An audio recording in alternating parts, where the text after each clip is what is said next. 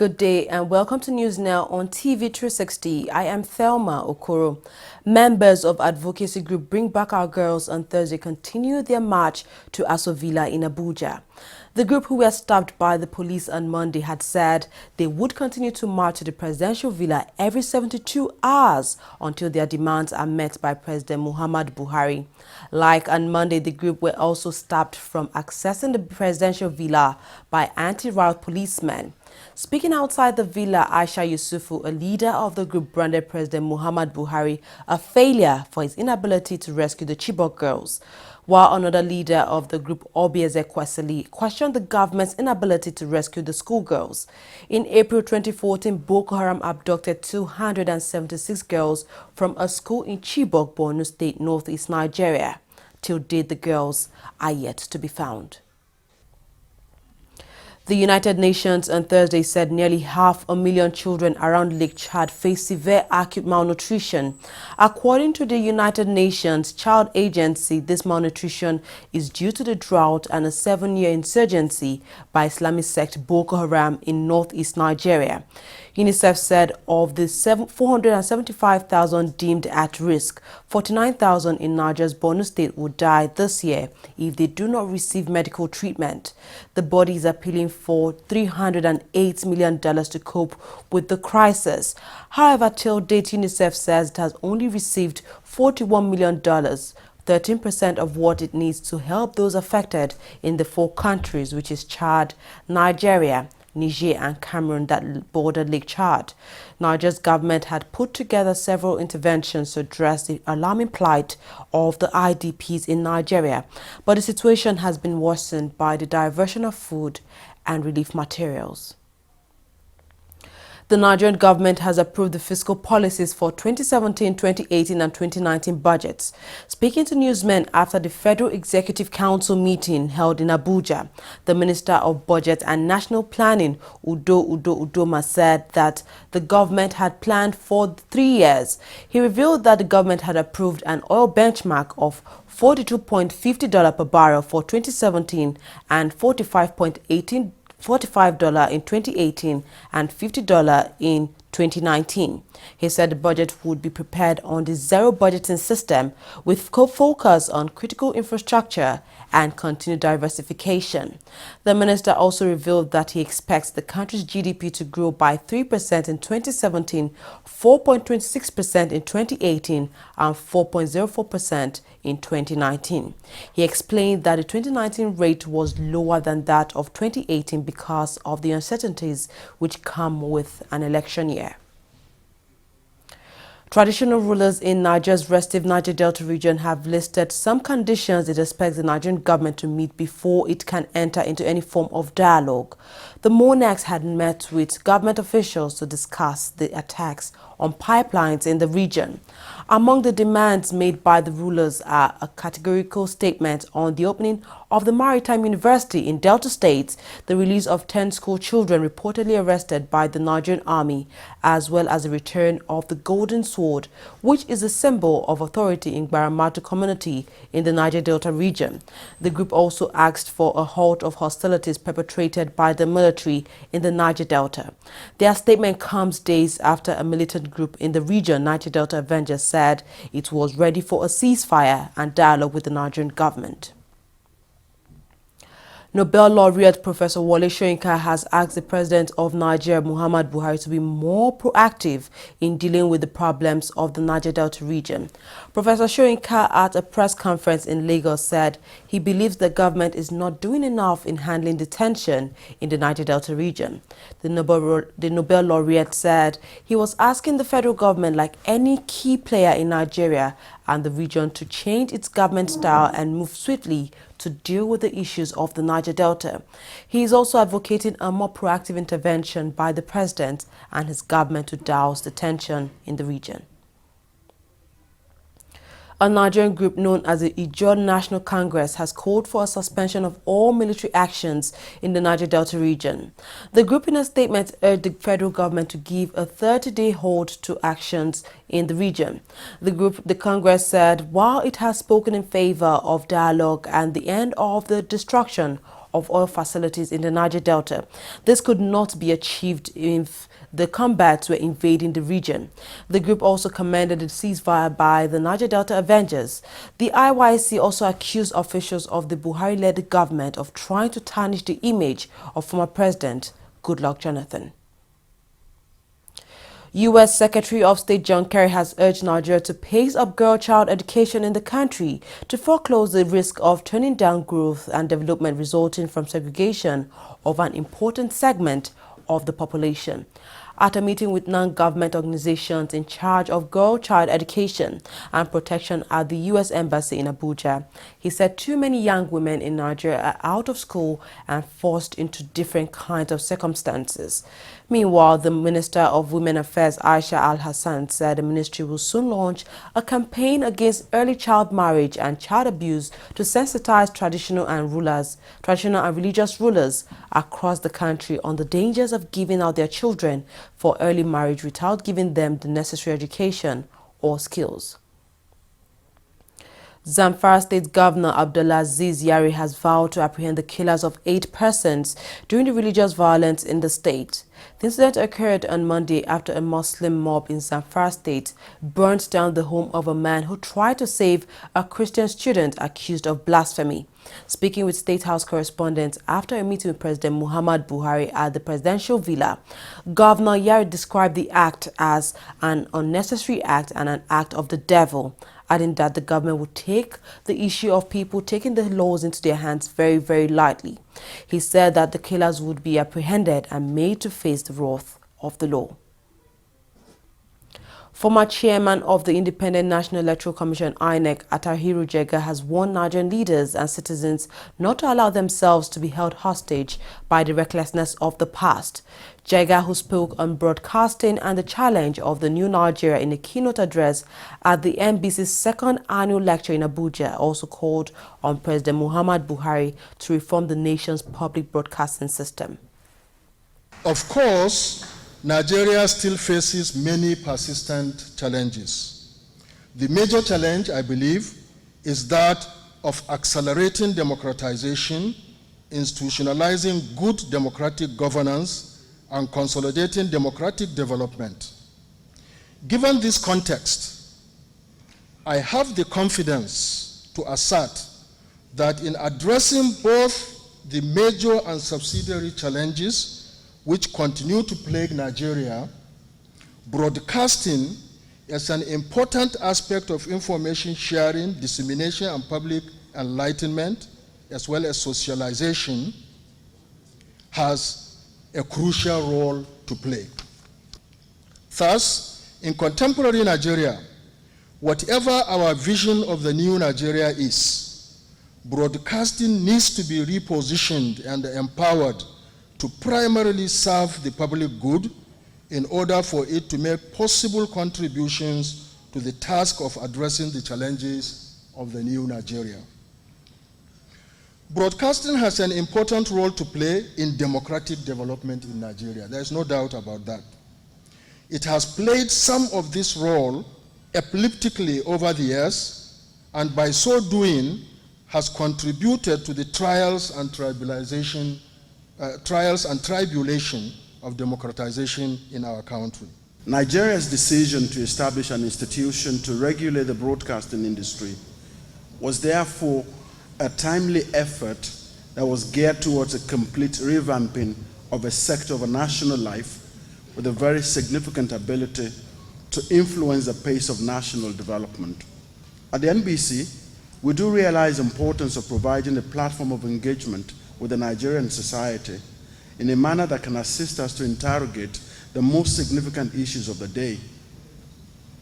The hope is that at the base of this intention is that we would then be making a major contribution to the manner that Nigeria finds solutions to the problems that it confronts in the nation-building process.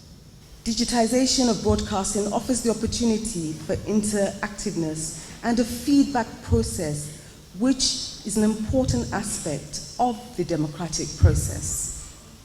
For our broadcasters, the task is enormous. They must remember they hold the airwaves in trust for the people. The broadcaster must use his power positively to stimulate and promote democracy, not to diminish it. The pluralism of voices and opinions the multiple channels will offer in the digital era will also allow the people to be involved in governance and set the agenda where possible. Government will also avail itself of several platforms and channels to speak to the people, to inform them about government activities, and to get citizens to participate in the democratic process. The Emir of Kano, Muhammadu Sanusi, has warned President Muhammadu Buhari to avoid repeating the mistakes made by former President Goodluck Jonathan so his administration does not end up in disrepute. The Emir gave the warning while delivering a paper at the 15th meeting of the Joint Planning Board and National Council on Development Planning. The former governor of the Central Bank of Nigeria also warned the government against continuing to blame previous administrations for the nation's woes, saying what was important was for the administration to concentrate on putting the nation back on the path of progress.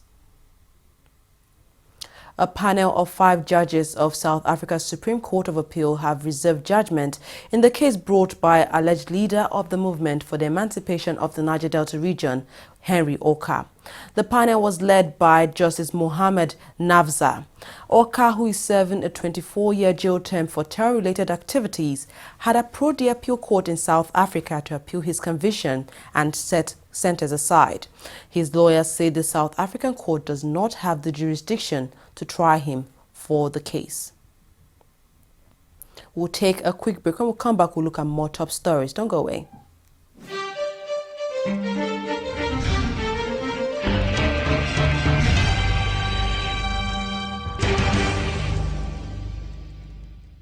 Corruption not in my country.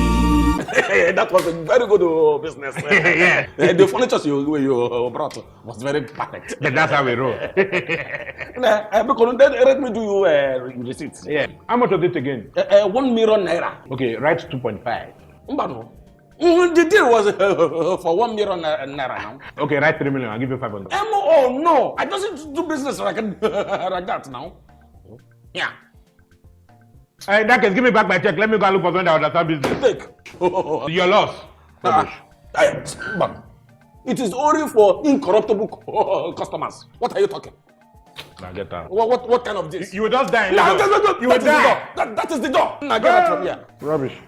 Look, my people, make not only add money for original invoice price. That's not corruption. Say no, not in my country. Corruption not in my country.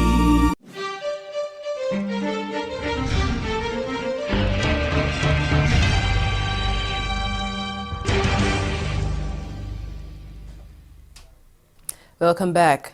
Nigeria's naira was quoted at an all-time low of 409 per dollar on the parallel market on Thursday.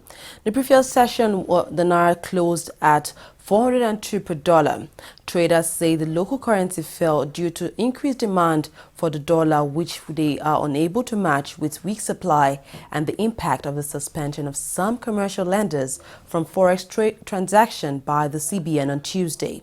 The CBN suspended 9 banks from forex transactions on Tuesday for failing to remit money owed to the government, but readmitted one of them on Thursday after it readmitted the fund. Now, traders say most of the bureau de change operators in the country have their accounts with these banks that are already suspended by the CBN, and this has reduced access to forex, causing the naira to tumble. The Central Bank of Nigeria has lifted foreign exchange market suspension on UBA for Africa. On Thursday, the Apex Bank had initially included UBA among the list of 9 banks banned from the foreign exchange market for hiding over $2 billion belonging to Nigeria's state oil company NNPC from the Treasury single account.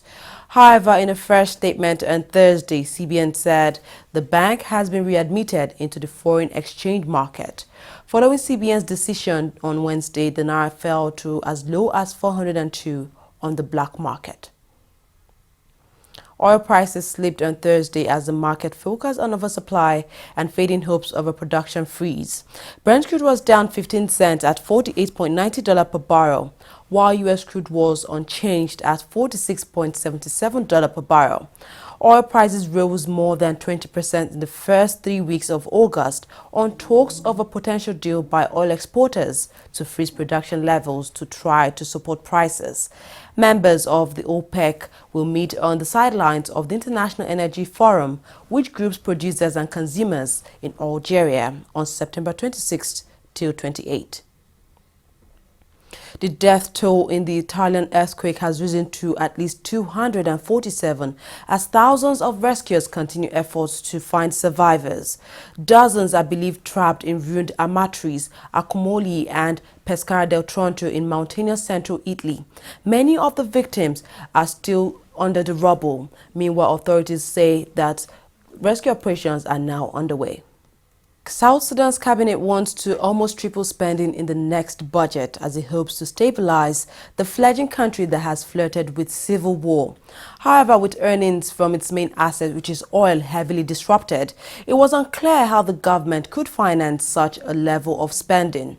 The cabinet approved a budget proposal for the 2016 and 2017 fiscal year that caps government spending at 29.6 billion South Sudan pounds, which is approximately $520 million.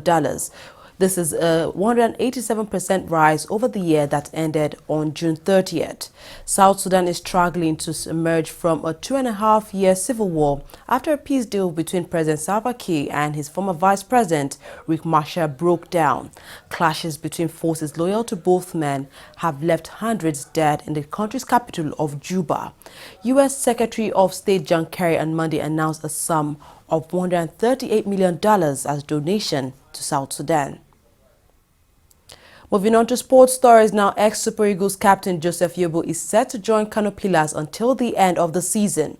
After a splendid football career, the 35-year-old announced his retirement in June this year, but reached an agreement with the league management company to play for a top-flight team as league ambassador. Though the former Everton star has indicated his interest in playing for the Kano-based outfit, the move is yet to be officially confirmed by authorities. Pillars are 9th on the MPFL log with 45 points from 31 games. Former FIFA President Sepp Blatter has begun the hearing for an appeal against his 6-year ban from the World Football Governing Body at the Court of Arbitration for Sport. The Swiss was originally banned for 8 years following an investigation by the Ethics Committee, which revealed a 2 million Swiss francs disloyal payment made to another official, which is Platini. He launched his final appeal at CAS earlier this year. The hearing is expected to hold just 1 day, and the Swiss has said he will accept whatever verdict he receives from the court.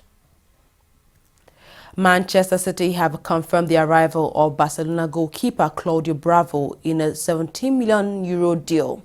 The move casts further doubt on Joe Hart's career at the Manchester City, with the England keeper being kept out of the team by Willy Caballero in the Premier League this season. New City boss Pep Guardiola has made no secret of the fact that he wanted a goalkeeper who is comfortable with the ball at his feet and has got his man with Bravo signing a 4-year contract with the Catalan club announcing the fee. Well, that's all we have on news now. Thank you very much for watching. I am Thelma Ukuru.